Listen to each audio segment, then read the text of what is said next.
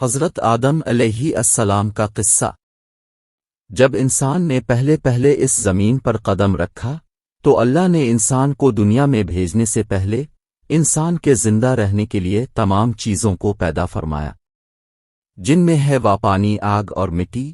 یہ انسان کی بنیادی ضرورت تھی، اس کے بغیر تو انسان زندہ ہی نہیں رہ سکتا۔ انسان کے جسم میں قوت پیدا کرنے کے لیے کھانا بھی ضروری تھا۔ اس کے لیے اللہ نے پھل پھول، میوے، پودے، ہرے بھرے درخت پیدا کیے۔ اس کے علاوہ سر اٹھائے بلند و بالا پہاڑ، رواں دواں گنگناتے ہوئے چشمے، بل کھاتے دریا، بکرا سمندر، چاند، سورج، ستارے، غرض کے ہر وہ چیز جو انسان کے زندہ رہنے کے لیے ضروری تھی پیدا کی۔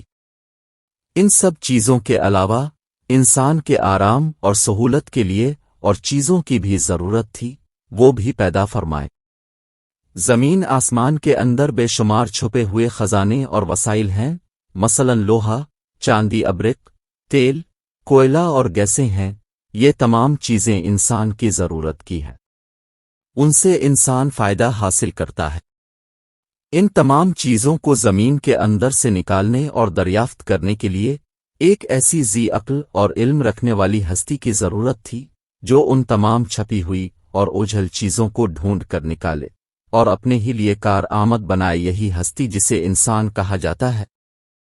انسان کو اللہ نے عقل اور سوچنے سمجھنے کی صلاحیت عطا کی، پھر دنیا میں بھیجا۔ سب سے پہلے انسان حضرت آدم علیہ السلام تھے۔ انسان کی نسل حضرت آدم علیہ السلام سے چلتی آ رہی ہے اور تمام انسان حضرت آدم علیہ السلام کی اولاد ہے۔ اللہ تعالیٰ نے حضرت آدم علیہ السلام کو پیدا کرنے کے لیے ارادہ ظاہر کیا اور فرشتوں سے کہا، میں زمین پر اپنا خلیفہ بنانے والا ہوں۔ اس پر فرشتوں نے اعتراض کیا اور کہا، کیا اب زمین پر انسان کو پیدا کرنے والے ہیں؟ انسان تو زمین پر فساد برپا کرے گا اور خون بہائے گا۔ ہم تو تیری پاکیزگی بیان کرتے ہیں اور تیرا شکر بجا لاتے ہیں، کیا ہم عبادت کے لیے کافی نہیں ہیں؟ اللہ نے فرمایا، جو میں جانتا ہوں وہ تم نہیں جانتے۔ پھر اللہ نے خود اپنے ہاتھوں سے حضرت آدم علیہ السلام کا پوتلا بنایا، پھر اسے سنوارا اور اسے مناسب شکل دی۔ اس کے جسم کا ہر حصہ خوبصورتی کے ساتھ بنایا۔ پھر اس مٹی کے پوتلے میں اللہ نے اپنی روح پھونکی۔ پھر اللہ نے فرشتوں سے پوچھا کہ چیزوں کے نام بتاؤ اگر تم سچے ہو۔ فرشتوں نے جواب دیا، ہم نہیں جانتے، سب سے زیادہ تو اب جاننے والے ہیں، ہم کو تو بس اتنا ہی علم ہے جو اپنے ہم کو سکھایا ہے۔ اب بڑے علم اور برکت والے ہیں۔ اللہ نے آدم سے کہا، یہ آدم، ان فرشتوں کو ان چیزوں کے نام بتاؤ۔ اللہ نے آدم کو تمام چیزوں کے نام بتا دیے تھے تو آدم کے علم میں تمام باتیں آ گئیں۔ آدم نے ان چیزوں کے نام بتا دیے تو اللہ نے فرشتوں سے کہا، کیا میں تم سے نہ کہتا تھا کہ میں آسمانوں اور زمینوں کے اندر کی سب پوشیدہ باتوں کو جانتا ہوں، اور جو کچھ تم ظاہر کرتے ہو اور چھپاتے ہو سب کا علم رکھتا ہوں۔ اللہ تعالیٰ نے فرشتوں سے کہا کہ آدم کو سجدہ کرو۔ تمام فرشتوں نے آدم کو سجدہ کیا، لیکن ابلیس نے سجدہ کرنے سے انکار کر دیا، وہ غرور کرنے والوں میں سے تھا۔ اللہ نے ابلیس سے کہا، تو تجھے کس چیز نے سجدہ کرنے سے روکا جبکہ میں نے تجھے حکم دیا تھا؟ اللہ نے پوچھا۔ ابلیس نے کہا کہ اپنے انسان کو مٹی سے بنایا اور مجھے آگ سے پیدا کیا۔ ابلیس کے معنی ہے مایوس اور نا امید ہونا، اس لیے کہا گیا کہ جو شخص اللہ سے نا امید ہوتا ہے وہ ابلیس کے تابع ہوتا ہے۔ جو لوگ ابلیس اور شیطان کے بہکاوے میں آ جاتے ہیں وہ سست ہوتے ہیں۔ جو فرائض ان کے ذمے ہوتے ہیں وہ ادا نہیں کرتے اور ذلیل و خوار ہوتے ہیں۔